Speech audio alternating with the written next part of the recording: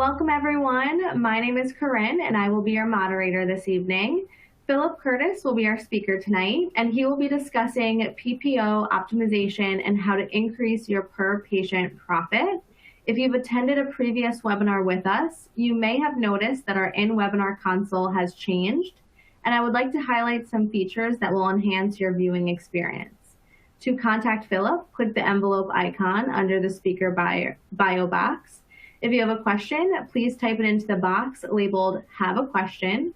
To talk with other attendees, navigate to your control panel at the bottom of your screen and click the chat icon. Finally, Henry Schein is not offering CE credit for viewing or attending this presentation, live or on demand. Phylip, welcome and thank you for being with us tonight.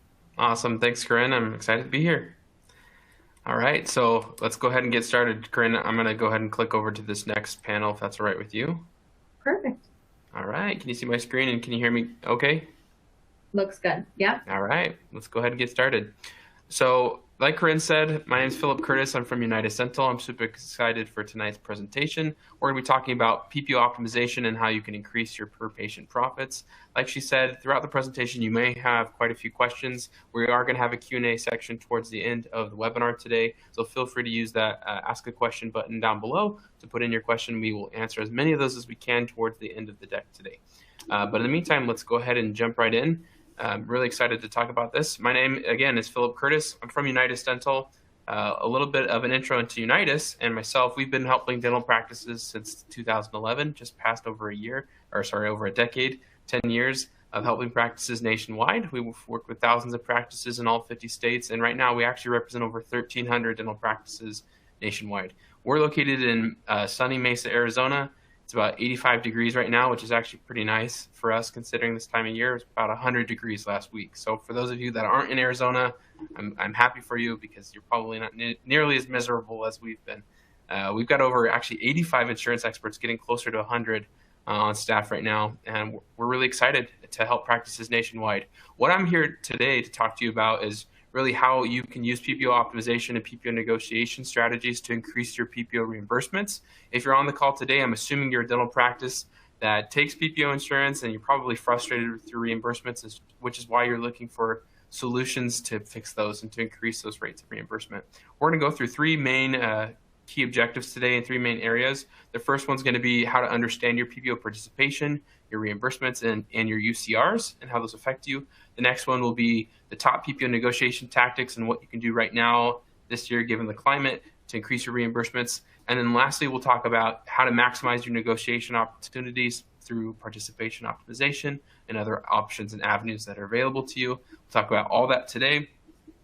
Got about an hour to go into this. Typically, it takes about 30 to 45 minutes to get through all this content, and then we'll have about 20, maybe 15 minutes of Q&A. So again, as you guys have questions, feel free to throw those in as they pop up, and we'll get to those towards the end. Otherwise, I'm super excited to go through this material today, and I know this is something that practices are always looking for help with. So if you want to download the step-by-step breakdown of exactly what I'm going to go over today, and you want to be able to not have to take copious notes and furiously write down everything I've talked about, if you want to be able to have a worksheet that kind of helps walk you through what the steps are so you can keep track and make sure that you're accomplishing them, that's all available to you for free. All you have to do is go to our website right now. You can go to www.ppoguide.com. And if I'm not mistaken, I think there's actually a link for you to be able to do that through this tool. Once you go to that web address, it will ask you for your name and email. You can put that in and click submit. And all it does is it automatically will email you a copy of this PDF guide. So if you want to, you can print it out if you're in the office right now, follow along. Or after the webinar today, if you want to actually implement all the steps that we just talked about to increase your reimbursements, then that is the worksheet to help you do that. It's also a super helpful tool if while you're watching today, you think, man, I really wish Dr. Smith or Janet was on the call today, whoever it is that you wish was on the call. Obviously, we'll hopefully send out a replay to you, but this is easily the most helpful tool to help you implement what we're going to talk about today. Let's jump right in to what we were going to talk about first, which is understanding what PPO participation is and how to understand your current reimbursements. That really breaks down into three different talking points. The first one is, let's talk about how to discover and map out your current PPO participation at your practice. Then we'll talk about how you receive and document your actual fee schedules and what those reimbursements are. Then lastly, we'll talk about the big one, which is comparing and repairing UCR and reimbursement discrepancies. That's a big popular topic. We'll go through all three of those right now. All right, let's talk about how do you discover and map out your PPO participation. First and foremost, it's really important that every practice understands that there's a difference between being in network and being out of network with an insurance company. Most practices know that they're in network with a given insurance company, but they may not understand that when you're in network, there's usually 3 different ways that you can participate. Why this is crucial information, and if you've already heard this before, why you should listen to it again, is because understanding how you participate and how each doctor at your practice participates is fundamental if you're going to negotiate and improve your reimbursements. If you've not had a lot of success in this, a lot of the reason is because of participation. So for practices who are looking to do this themselves or looking for somebody else to help them with it, this is a key crucial part, and this is step number 1. I liken this kind of like to an x-ray and an eval. There's no way you would ever prescribe treatment to a patient without first doing an x-ray and an evaluation to understand what specific needs they have. This is the same thing. This is the equivalent of an x-ray into your practice to understand how each doctor participates. There's 3 different ways you can participate with an insurance company. We're going to jump into those right now, and then we'll talk about how you find out how you participate, okay? Let's talk about direct contracts. This is the most popular, the most common, and the most well-known concept of participation with a given insurance company. This happens when you credential your doctor, or if you're the doctor, you credential with that insurance company, you agree to their fee schedules and their rates of reimbursement, and so when you treat their patients, you send in a claim, the claim gets paid by the insurance company according to their fee schedule reimbursements. Okay, so that's a direct contract. You're probably listening to that and saying, well, isn't that just how insurance works? Isn't that how the whole ecosystem works? The answer is, well, that's how it's supposed to. That's how many insurance companies operate. So you probably have a direct contract with a lot of the insurance companies that you participate with. However, more recently, the more common form of this is called PPO to PPO leasing. This is where one PPO borrows you from another insurance company that you do currently have a direct contract with. For example, let's say you've directly contracted with a company like Aetna, and you've agreed to Aetna's reimbursements, and you've agreed to be paid for Aetna patients according to those reimbursements. Aetna, along with almost every other carrier out there, has the power to lease you out to a different insurance company.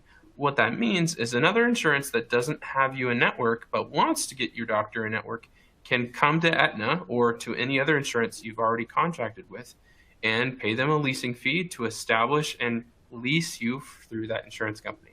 That way, when you treat that new insurance company's patients, they can pay the claim in network instead of out of network, and they can pay you according to the reimbursements that you agreed to when you signed up with Aetna. So for example, that happens a lot of times with Guardian.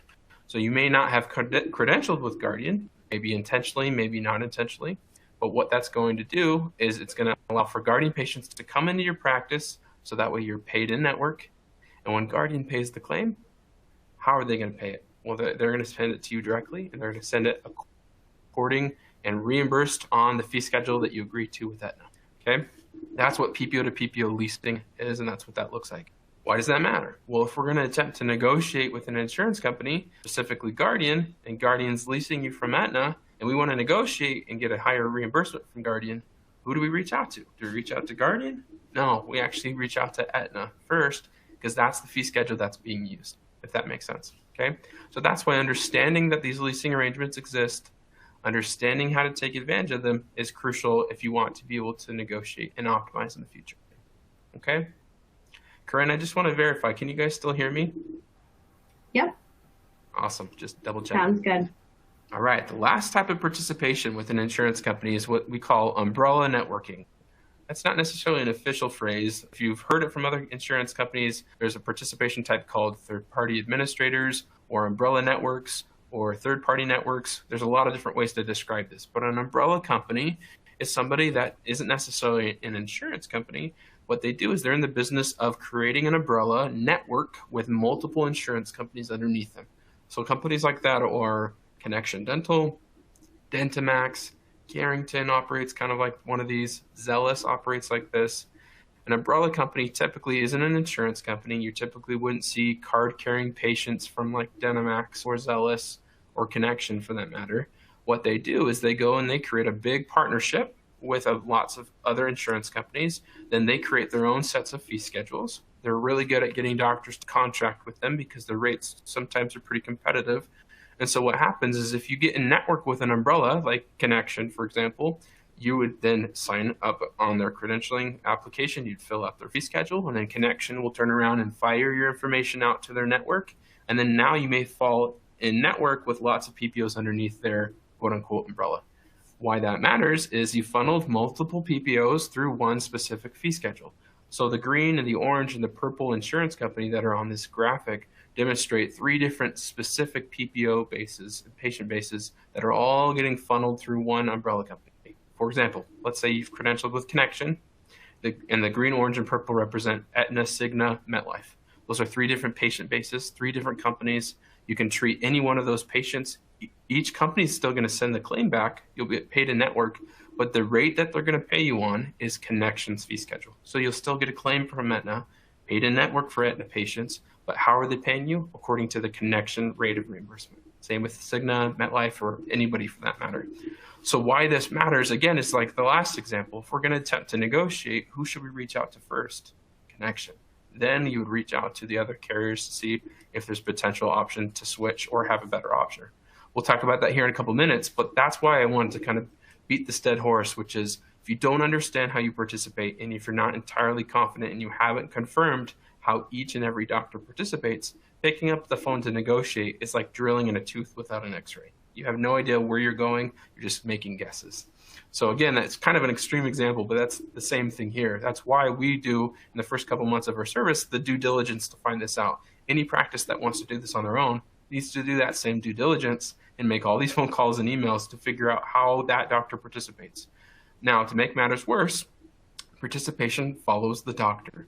So just because you have 3 doctors, even if all 3 of them were twin brothers, it doesn't matter. It doesn't matter if they're all owners or associates. It doesn't matter if they're all the same age. It doesn't matter if they're all the same specialty type. Their participation can be different. And even if they're credentialed under the same tax ID number, it still doesn't matter. That's the type of detailed information you're going to look for. When you're calling an insurance company to verify how they participate, you have to be very detailed and understand how does each and every doctor in my location participate with you. Because what we found is more often than not, when there's more than one doctor, the participation is actually different. And that's not because you guys did anything wrong or you filled out the wrong paperwork. It's because participation follows the doctor that PPOs can either intentionally or unintentionally make it different. And a lot of times, unless somebody's line item checking every single EOB and every single claim, it's hard to detect if that's a difference. But why it matters is because if you're trying to get all 3 doctors onto the best fee schedule, and that's the same fee schedule, well, if they're all starting out at different points, then the paths to getting them to the same destination will be different. So, for example, if you've got 3 doctors, and for Aetna, 2 of them are directly contracted, but the third one is actually in network with Aetna through Guardian, but we want all 3 of them to get to Carrington as the ultimate destination, well, the paths there will be different. And so whether that's us doing that or you're doing that, you have to know where you're starting in order to know where to get to without messing things up, if that makes any sense. Okay, this is the final kind of principle I'm trying to make, which is understanding how you participate will tell you what needs to be done and what can't be done in order to negotiate and optimize, just like an x-ray will tell you what needs to be done. You probably shouldn't give a root canal to a patient that just needs a filling, or vice versa. You probably should just give a filling if they need a root canal. It's the same thing here. Trying to switch or negotiate, the strategies you use, and we'll talk about here in a couple minutes, are going to differ if you're directly contracted or if you're being leased, or if you're under an umbrella. The strategies you use and the order that you do them in, all that will matter because of where you're starting. That's why this is so important, okay? Once you've understood that, now you need to go collect the information. So the next step is to call provider relations or check your portal or email provider relations for both the current fee schedules and the participation per doctor, per location, all right? Once you collect that information, how each doctor participates, what fee schedule he or she's paid on, then you need to take all that information and put it back into your Dentrix or your practice management software, namely those fee schedules, okay? That way your treatment plans are accurate. That way when you're starting to negotiate, you know what you're actually starting with and what the baseline fee schedule is, okay? With the participation, I recommend putting that somewhere into a spreadsheet, so that way you can track how each doctor participates, especially if it's different. That way you know if Dr. Sam treats a patient for Aetna, he's going to get paid X. If Dr. Betty treats a patient under Aetna and she's under a different participation, she's going to get paid Y. That's how you know the difference, and that's how you keep track of it. Now, that's how you gather the participation and the fee schedules. You reach out to provider relations, you make the phone calls and the emails by whatever means necessary, or the portal to collect that information. And again, you got to be really diligent. You got to reach out to them multiple times. A lot of times they don't necessarily understand what you're asking for, so don't be afraid to call twice. Don't be afraid to follow up. Don't be afraid to ask multiple times.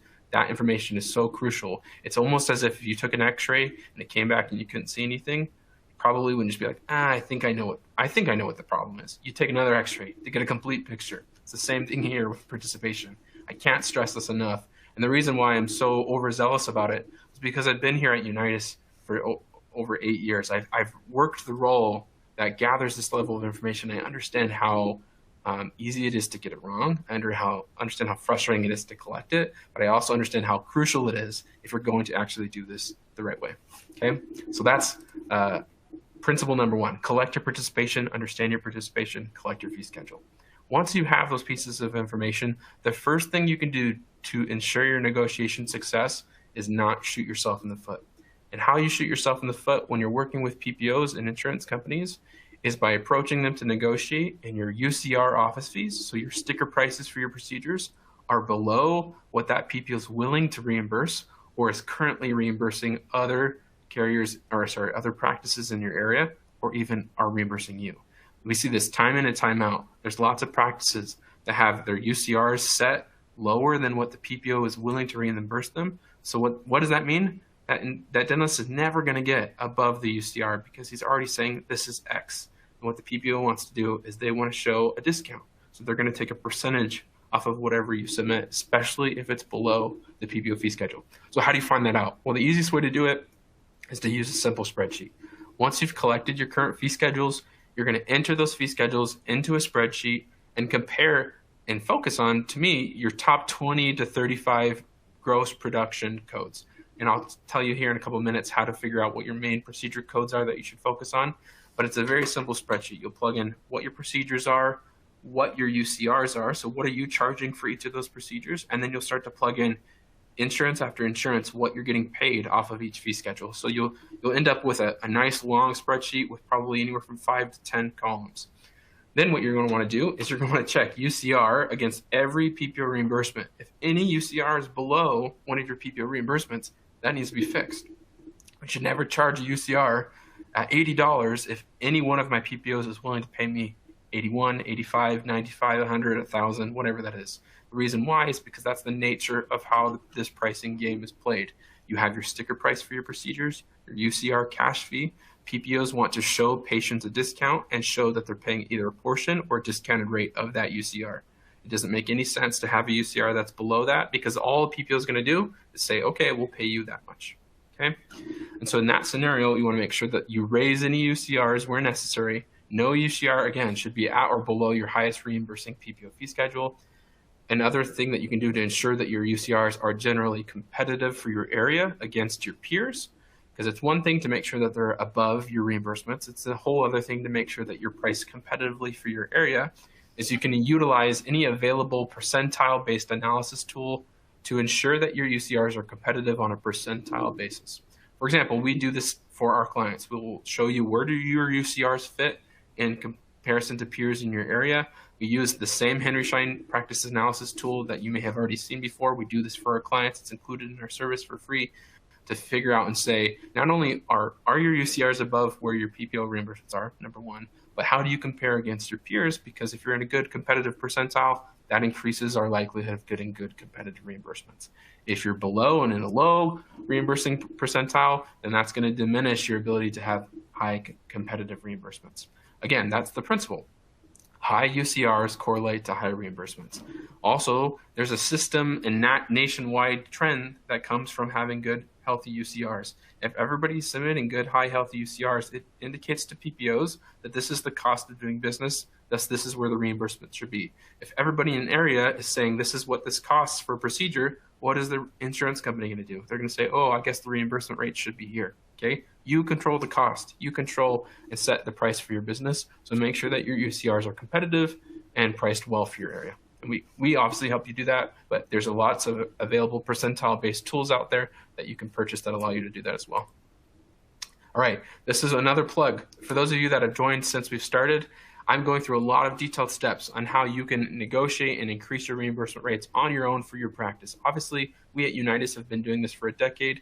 We have the full recipe here. We know exactly how to do it. We can't help every practice. Not every practice wants to work with us, and lots of practices want to see if this is possible. So if you want to be able to implement these practice steps on your own, if you want to be able to actually do what we're going through in the presentation today, do yourself a favor, go to this web address. You can download the worksheet of what I'm going over today absolutely for free. Just put in your email, click submit. It will email you a PDF copy of this outline today, so that way you can print it out and follow along and actually implement this in your practice. So all you have to do is go to www.ppoguide.com.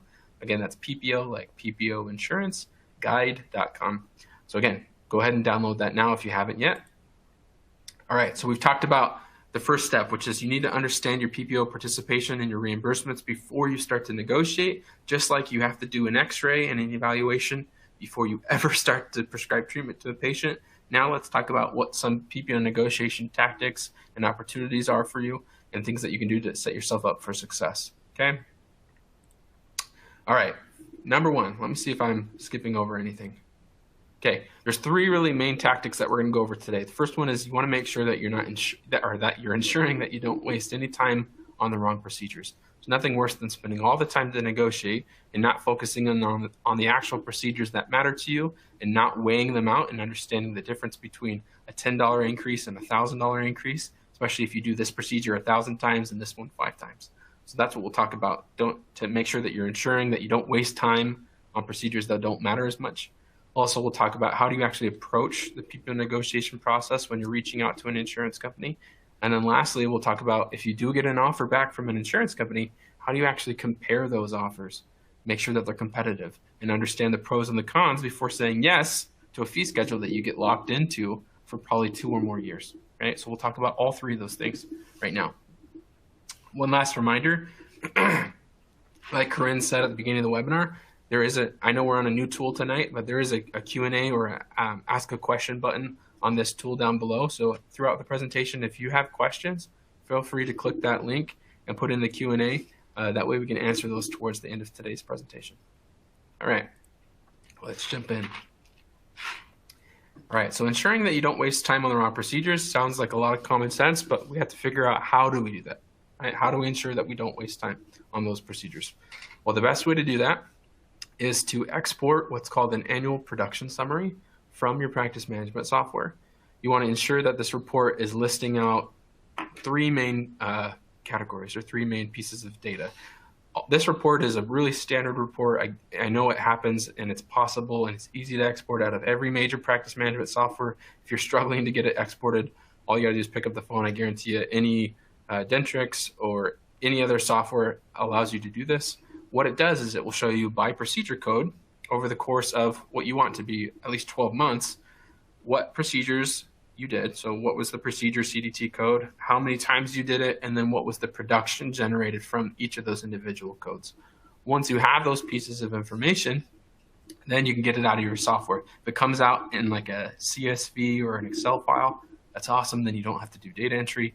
If it doesn't come out like that, bad news is you're gonna have to do a little bit of data entry. You're gonna wanna plop that into a spreadsheet. What you want is you want procedure code, quantity, and production. Once you have all 3 of those columns, then you're gonna sort the procedure column by production to figure out what is your highest grossing procedure codes and try to focus anywhere from 20 to 35-ish procedure codes. Those procedure codes are the ones that generate the majority of your production. 35 is kind of the magic number. We found that that usually represents like 95% of all the revenue you make comes down to about 30 to 35 specific CDT codes, which I'm sure doesn't surprise you if you've ever looked at your production. Obviously, you've got pro fees and you've got exams and cleanings and crowns. Those always make up quite a bit of your total revenue. But every practice is a little bit different. You may have a lot of dentures being done, a lot of mouth guards. So you want to focus in on those procedures for a couple reasons. Number one, in that report I was telling you to do a couple steps ago when you're trying to figure out, are my UCRs below my fee schedules? The best way to do that most quickly is to just focus in on your main procedure codes. Then later on, when I talk to you about how do you compare offers from insurance companies, you want to make sure that you're looking at those codes specifically because that's what generates the majority of your revenue. And even more than that, you want to look at how frequently you do each of those codes. In a couple minutes, I'll tell you why. Okay, so you're going to sort your procedures by highest grossing and determine what are your magic 35 top grossing focused on procedure codes. That becomes kind of your core data set in almost every spreadsheet you're going to make throughout this whole process. Okay, now once you're ready to approach the negotiation process, a couple things to understand and a couple things to do. First, we got to understand that most insurances will consider negotiations at most every 2 to 3 years. So if you negotiated 6 months ago with Cigna or Guardian, it's pretty unlikely that they're going to negotiate again and offer you a different or better offer in less than 2 to 3 years from now. So just know that going into it. We've been doing this for over a decade. That's a pretty typical timetable. Second, understand that when you reach out, you're typically going to be reaching out to provider relations unless you have the name or contact information of a specific representative. If you have that, start with that, and if not, go to provider relations. And what you're going to ask is say, I'd like to request a fee schedule increase. It's usually the easiest way to get to who you need to go to. If you want to reach out and say, I'd like to negotiate, or I'm unhappy with my reimbursements, and that's all you say, you probably will just get put into a spam folder. What you want to request is called a fee schedule increase. That will usually get you to the right person. Then you want to pay attention. So in our first step, we talked about how are we participating. So you want to pay attention to how are my doctors participating. And I don't want to be reaching out to the wrong carrier and waiting 4 weeks or 6 weeks or 8 weeks for a response, and I've reached out to the wrong person and the wrong PPO entirely. What do I mean by that? So I kind of hinted at this earlier, but you want to make sure that you're paying attention to any leasing or umbrella net arrangements, and you want to ask for an increase from the main payer.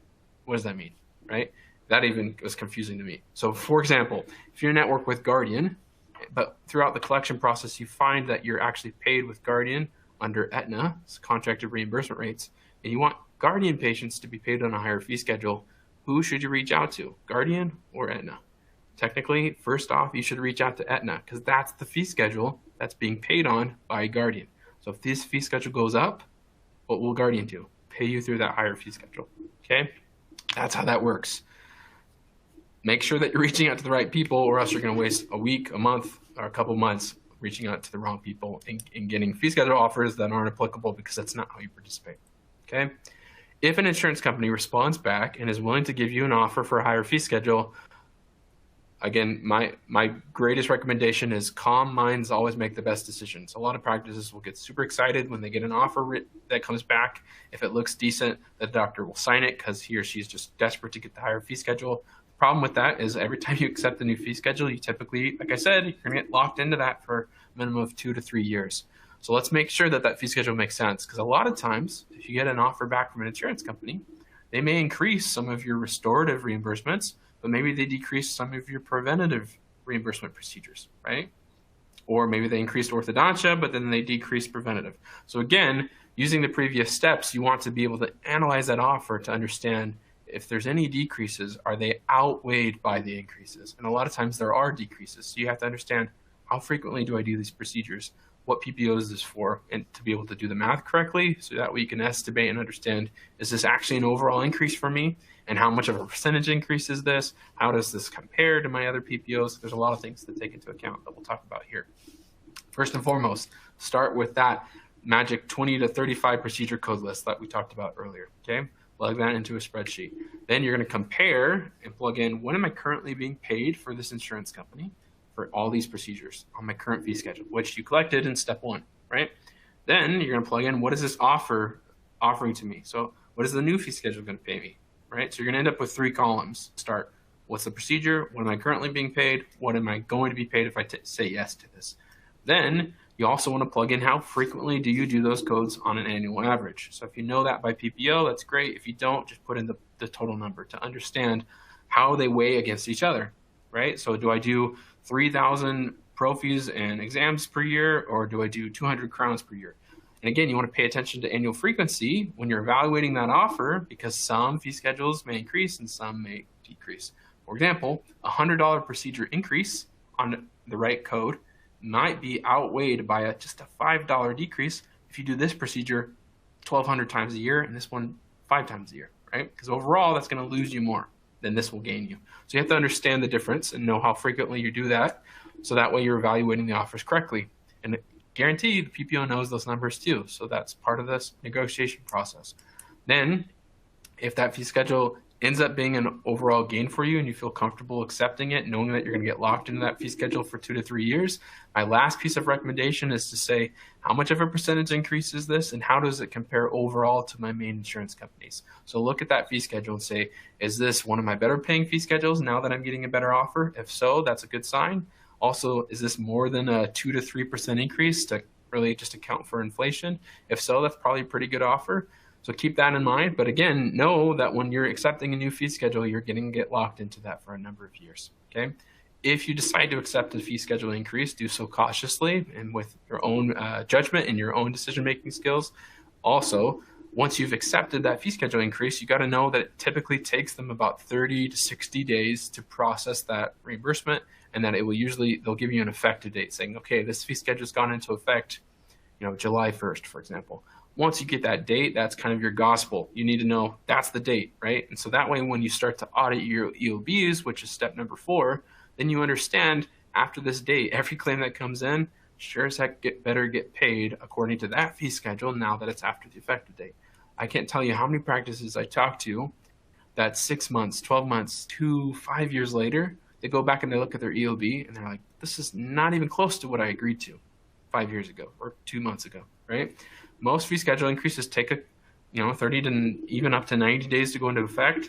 But if you don't audit your EOBs after doing this, you got to make sure you're getting paid correctly. And if you don't, feel free to reach out to the insurance and figure out why. Did something go wrong? Did you miss something? Did they miss something? Do your due diligence to ensure you're getting paid on the right fee schedule, or else you could be losing lots and lots and lots of revenue.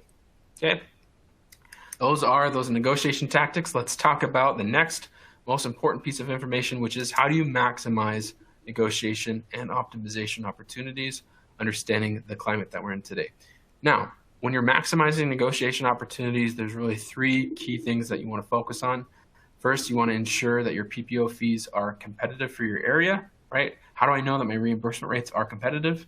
The next one is I want to minimize my optimization risk. So let's talk about what optimization is and what it means, and how do I maximize those benefits and minimize the risks of optimizing and switching around my participation.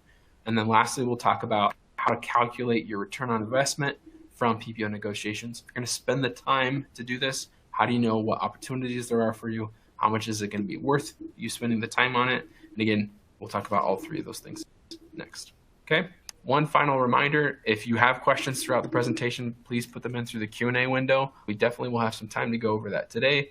I'm going through this info pretty quickly, and I will try my best to slow down, but go to www.ppoguide.com. You can download this worksheet. If I'm going too fast, talking too fast, which I know I usually do, you can download that and follow along later and implement these steps in your practice. Okay, let's talk about how to ensure your PPO offers are competitive for your area.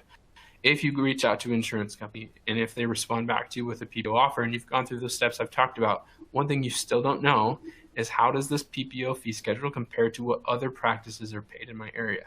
How do I know this is competitive in general for a practice in my area? How do I know that there couldn't be way more on the table and I'm just accepting a low fee schedule increase? Well, like I've been saying from the very beginning, you don't want to get locked into a low fee schedule. Most new fee schedules you're going to get locked into for a minimum of 2 years. And again, when I say locked in, I mean they're not going to renegotiate with you if you've accepted that increase. So if you're going to attempt to negotiate and then you're going to come to somebody like us at Unitas and you've just negotiated 3 months ago, then it's going to really limit our opportunity to negotiate that specific fee schedule. It may not limit our ability to do some optimization, which I'll talk about here in a couple minutes, but it really limits your ability to negotiate. So for us, when we're reaching out and doing this process for dentists that we work with, we have the data to compare offers and determine if they're competitive for the given area.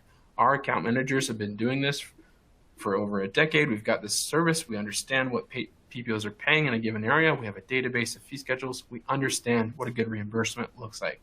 So when we're negotiating on your behalf and evaluating those offers, we can view and understand how does this compare against a given area or a given practice that we've represented before. Is this competitive? If it is, then we know to accept the offer. If it's not, then we know to continue to push until we can get a competitive offer if it's on the table. Okay. We also have high-level dedicated insurance contacts that most practices don't have access to. When you're reaching out to negotiate, a lot of times you're going to be stuck talking to provider relations because that's your only mechanism to get in contact with an insurance company. A lot of insurance companies, we've established a different relationship with a different company or with a different representative that knows who we are. They know how many practices we represent. They know how many people we've negotiated for, so we can get to a different person than most practices have access to. We also have been able to negotiate on behalf of many insurances. We have negotiated on behalf of thousands of practices nationwide, so we have the experience and the leverage and the expertise to do this for you. That's how we can ensure that your offers are competitive, because of all those things that are stacked in our favor, okay? Also, we obviously have a highly trained team. They've got years of experience and a proven track record to negotiate and optimize. Beyond that, when we work with an insurance company, we credential hundreds, if not thousands, of doctors every year with many insurance companies. Because we credential so many new doctors, it allows us to even have something to offer an insurance company alone.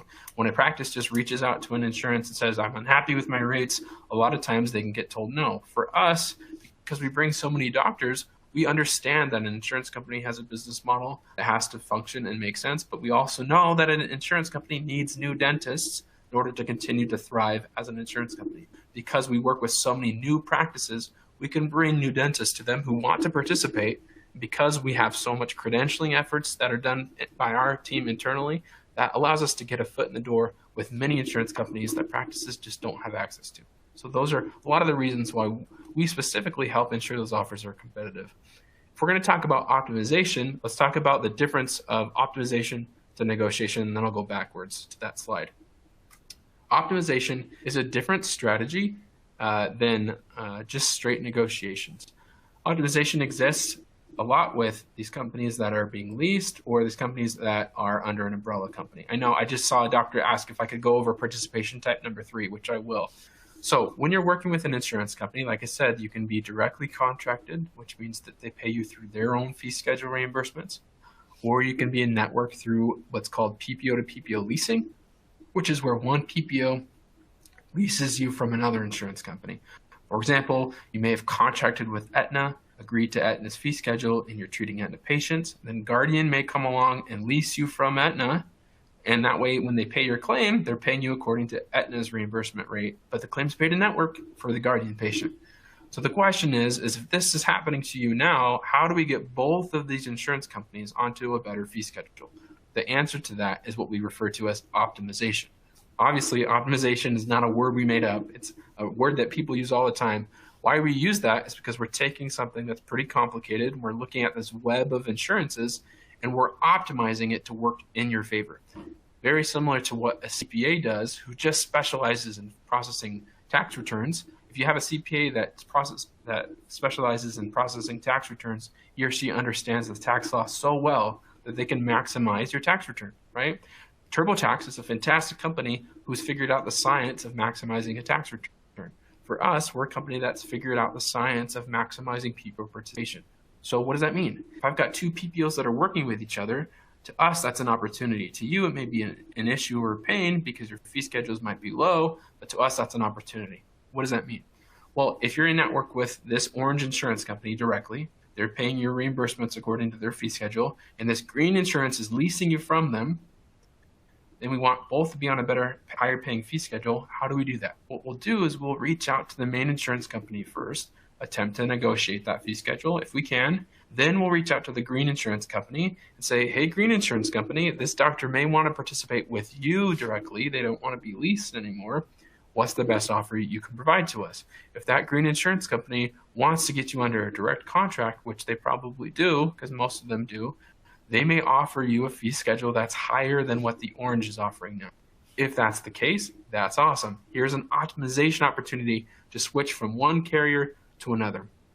Let's say the green insurance company can't come back with a better offer. That's all right. This green insurance company, let's say it's Guardian, has 7 or 8 other ways you could technically participate with them. Just because you're in network with them through Aetna doesn't mean that's the only way you can get paid for a Guardian patient. You may be able to get paid underneath somebody like Sun Life or Carrington or Zealous or Connection or Dynamax or a number of other PPOs for that given insurance company. When we talk about optimization, we're talking about the fact that we know that that's possible, we have contacts at those insurance companies, we can negotiate proposed fee schedules and see if it makes sense to switch that green insurance from being through orange or being direct to being in network through a totally different insurance company.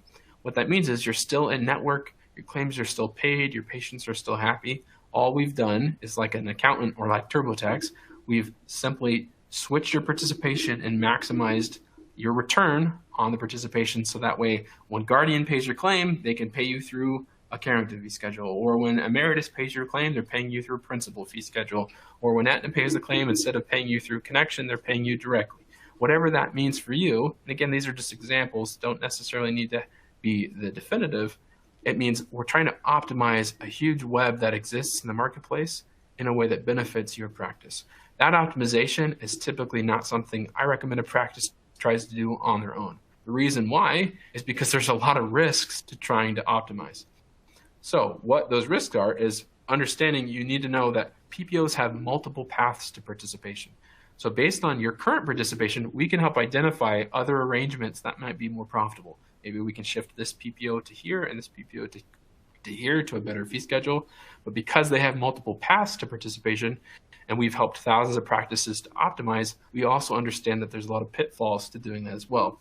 If you don't do it correctly, if you don't do it in the right order, if you don't send in the proper opt-out letter, or you don't communicate with this insurance company first before sending in an opt-out letter to this insurance company, you can fall out of network if you're trying to optimize on your own.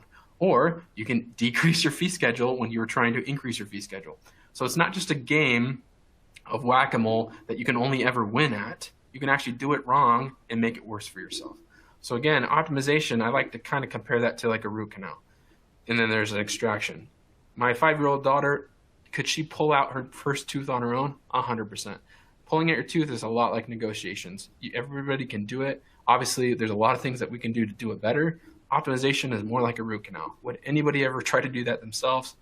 That would be crazy. Nobody should do that. That's how we feel about optimization. There's so many risks involved with it that we don't recommend practices trying to do it themselves. We even understand that there's pitfalls and there's mistakes that can get made. So we understand that we need to know how this works. And so when we work with your practice, we understand the intricacies of your state and of your PPOs.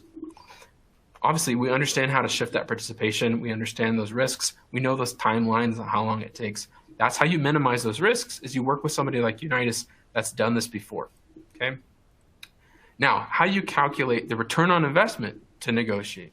For many practices, they're not going to know what kind of anticipated gain that they can see. For us, because this is all we do, we track all of our results. So for over the last 10 years, we've implemented this plan, this strategy, this framework that we're talking about today for thousands of dentists across the whole country. We've helped pioneer this representation for dentists in almost every state, or in every state, because we've represented all 50 states. We can actually project your return on investment. We come up with that projection or that ROI through our average results. And I've got that kind of here on the screen. Again, this is a projection, but it's based off of a couple of numbers. What is our average percentage increase when we negotiate or optimize?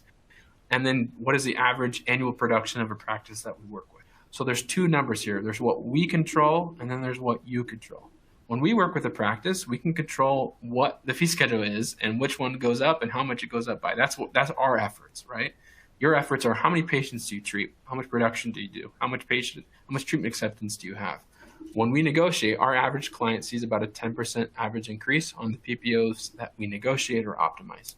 Our average client typically does about over $1 million a year in production. You may do $12 million in production. You may be doing $400,000 a year in production. Doesn't matter. In that scenario, though, most practices, at least half of their production comes from PPOs that we can end up improving. So we just call that your negotiable production. So if you're doing $1 million in production, let's say half of that comes from negotiable insurances or optimizable insurances. That's $500,000 in production that can be influenced by what we do. An average increase would yield $50,000 in additional revenue for your practice. Above average is about 18% or higher, and below average is about 4%. Okay, 10% is our average. The reason why that's our average is because some insurances may negotiate and maybe they'll give 5% or 2% or 8% increases. But then a lot of times optimization options can be even better. So an optimization could be 10% or 25% or 45% increases. They can be large increases because you're switching from one carrier to another. Again, this is a projection based off of your production. This is a projection based off of what our average results are, but this is a pretty standard increase for practices that we work with. Here are some case studies of practices that we've represented. Dr. Morgan, we worked with in North Carolina. For him, we negotiated 5 of his PPO contracts. We ended up optimizing 2 of his networks, which influenced other carriers. That resulted in an additional revenue increase of over $64,000 on his bottom line revenue. He didn't have to treat an additional patient more. He didn't have to change the way he was presenting treatment plans. He was able to increase his overall collections and productions just by working with us. Dr. Baker in Texas, we negotiated 5 contracts and 3 optimized networks, resulted in over $79,000 in additional revenue. And Dr. Young in Florida was 7 PPO contracts, 4 optimizations, and over $100,000 in additional bottom line revenue just by working with Unitas. Now, again, let's just hash out what we talked about today. There's really 3 key strategies to increasing reimbursements. We talked about initially, you have to understand your PPO participation. If you're going to do this yourself, you have to know how does each doctor participate at my location, so that way I know who I should reach out to when I negotiate. And if I'm going to try this, I don't mess up their participation unintentionally and decrease the fee schedule. So you're going to discover and document that PPO participation status with each company and collect your current fee schedules. Then you're going to tactfully approach the negotiations, making sure that you don't waste time on the wrong procedures. And then you're going to maximize your negotiation and optimization opportunities. You can partner with a PPO expert like Unitas to evaluate those additional opportunities, maximize your participation, and help you understand if those offers are competitive for your area, and have us bring that leverage to the table. Okay, we're 46 minutes in. I've just gone over a ton of information. I'm sure a lot of practices are feeling like, oh my gosh, Philip, you're talking way too fast. This is too much information, and I understand that. I just want to get all of this done. I also know that if you go to www.ppoguide.com, you can re-download all the step-by-steps of what I've just gone through, but you're probably feeling like information overload. And this is my favorite picture, so I threw it in here. Now, go to that website address. If you want to be able to actually implement this on your own in your practice, go download that free guide. It's at www.ppoguide.com. You can download the PDF, you can fill it out on your computer, or you can print it out and hand it to your office manager or your insurance coordinator. They can start to implement these steps in their practice. Now, if I was a betting man, I'd say what's going to happen after the webinar today. For some of you, this is the end of your day. If you're in the East Coast, you're probably well into dinner time. What's going to happen after the webinar today is tomorrow, you're going to go back to work. Maybe you're off on Friday. Maybe you'll be back on Monday. You're going to go back to treating patients. You're going to go back to scheduling appointments and be super busy.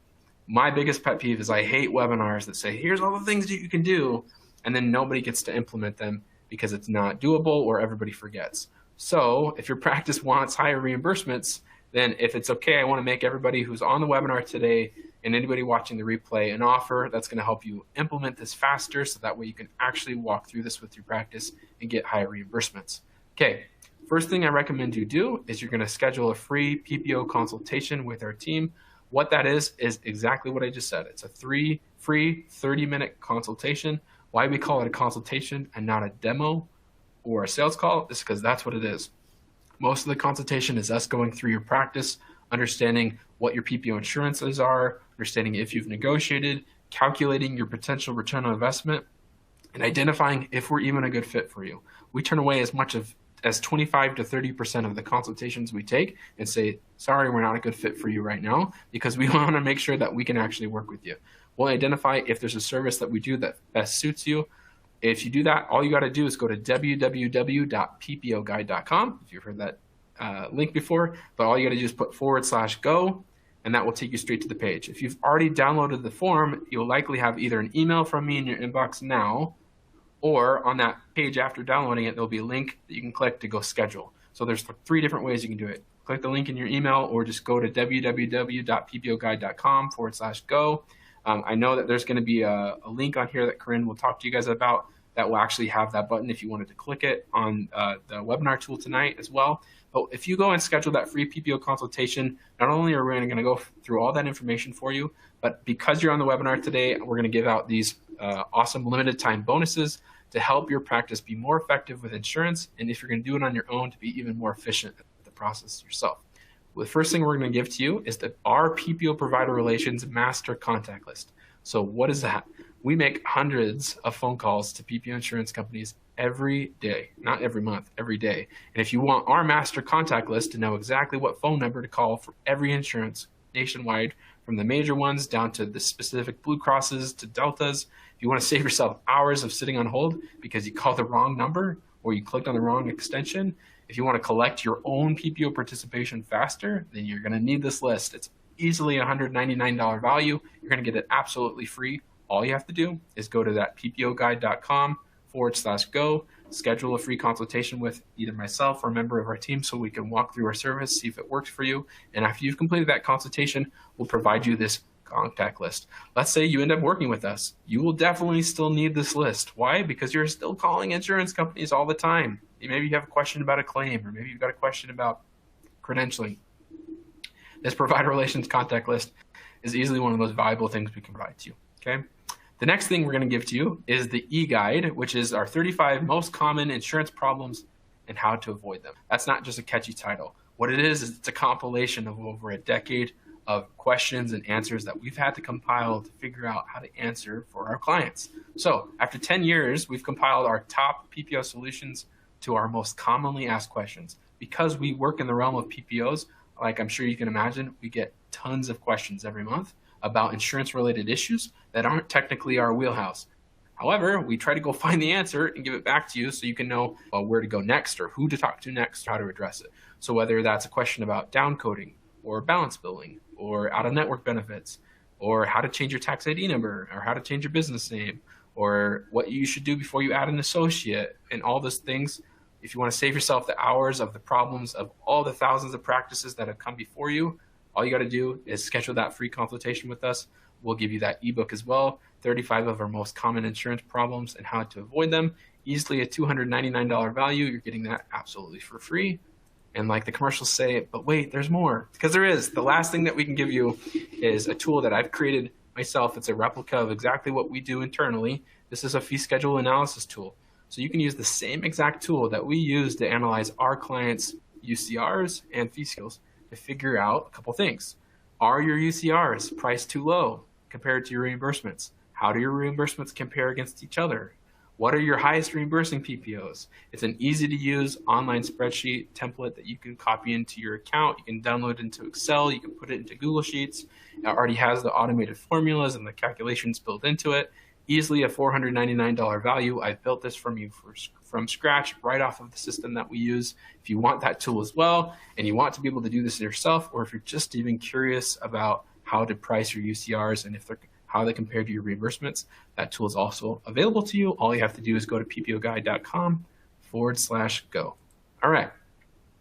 Let's recap all those things that you're going to get. You're going to get the PPO evaluation consultation, the 35 most common insurance problems e-guide, and the PPO provider relations contact list, and the PPO fee schedule analysis tool, hours of saved time, which is not an exaggeration because you're not going to be sitting on hold, and then higher PPO reimbursement rates if you work with us. That's easily a $997 value. You're getting absolutely for free.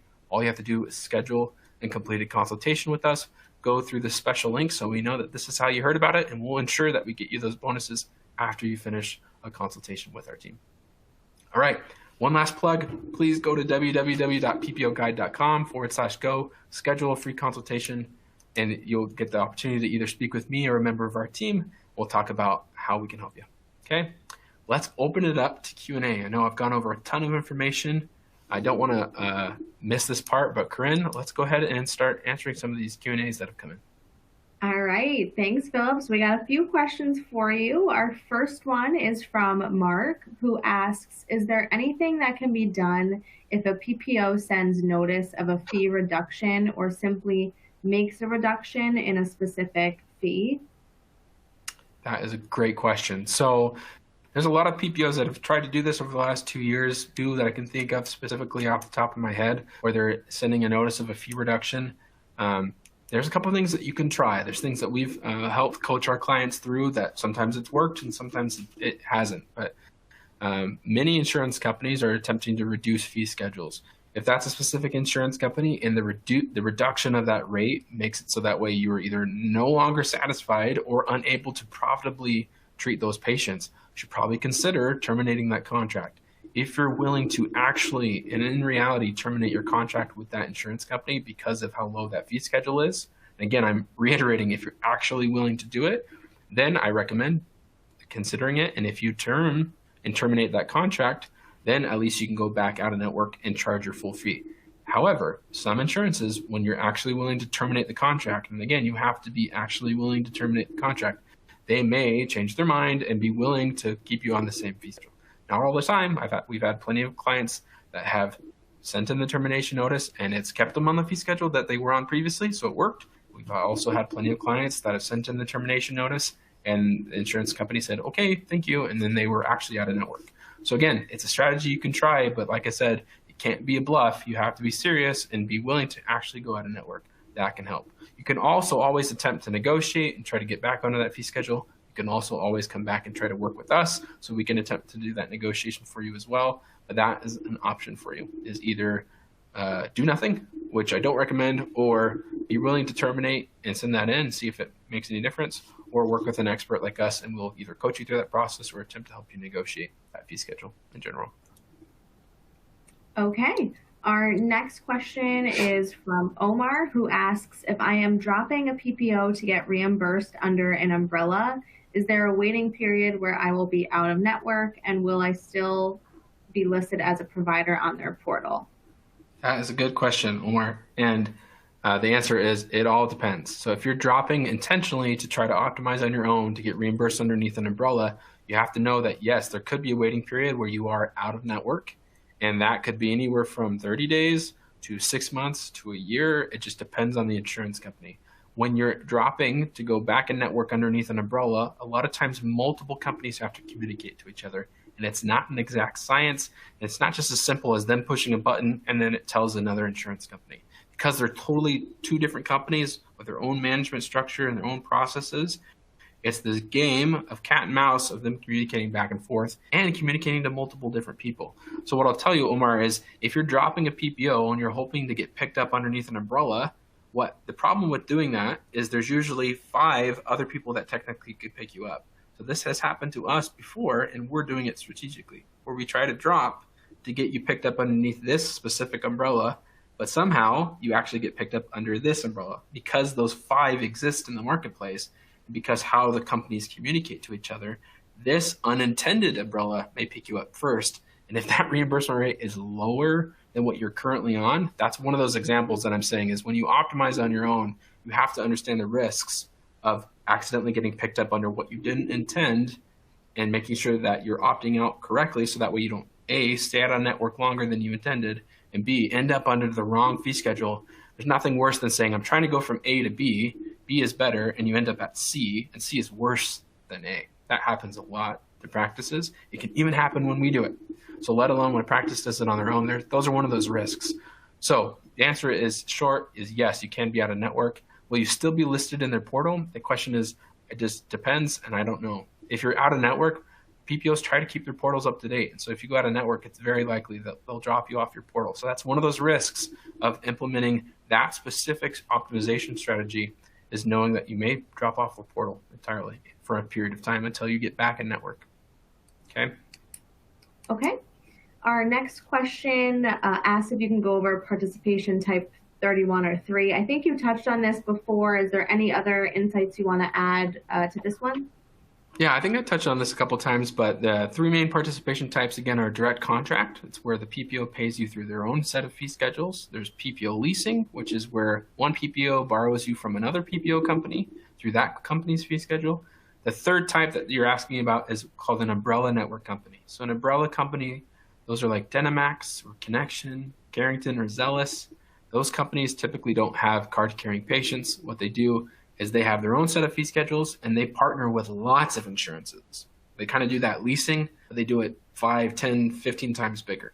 And so partnering with them could be a good thing, if that fee schedule is competitive, but just know that you're going to funnel a lot of PPOs underneath that umbrella. So that's an important piece of information to know before you attempt to negotiate, because you have to know, am I in network under this umbrella? So who should I negotiate with first? Primarily that umbrella company. All right. And our last question is something that I think comes up every time, but have you ever had success negotiating with Delta Dental? That is a great question. And the answer is, in short, not really. And the reason why is Delta historically has been pretty unwilling to negotiate nationwide for almost a decade of us doing this. We've only just recently seen some movement in one specific state. It's promising, but I'm not trying to get too excited. And the reason why is because Delta's had quite a bit of control and has a lot of provider representation and patient representation. So they've been easily the least likely to negotiate in the decade that we've been doing this. I think we've maybe seen it less than a handful of times that anything's come back under a direct negotiation. Now, if you're in a specific state that offers what's called Delta Premier, occasionally you can submit a specific file that allows them to know what your current UCR office fees are. That occasionally can trigger them increasing your Premier rates by a small amount. We don't really consider that a negotiation because nobody really talks to you or us to negotiate an offer. So that may be an opportunity for you. We can easily talk to you about that on our exploratory Ppo consultation call. All right. Thank you, Philip, for the excellent information. And thank you to everyone for attending tonight. I hope that you enjoyed tonight's webinar. We would appreciate your feedback via our survey that will pop up on your screen shortly. And you will also have the opportunity at the end of the webinar to schedule your complimentary consultation with Unitas. This will also pop up on your screen at the end of the webinar. We did record tonight's webinar, so we will email the recording out via email sometime in the next week. And lastly, if you're interested in attending future webinars, you can visit www.henryscheindental.com/webinars for our upcoming schedule. Thank you all for joining us, and thank you so much, Philip, for the information. We look forward to seeing you all on future webinars. Awesome. Thanks, Corinne. Thanks, everyone. Thank you.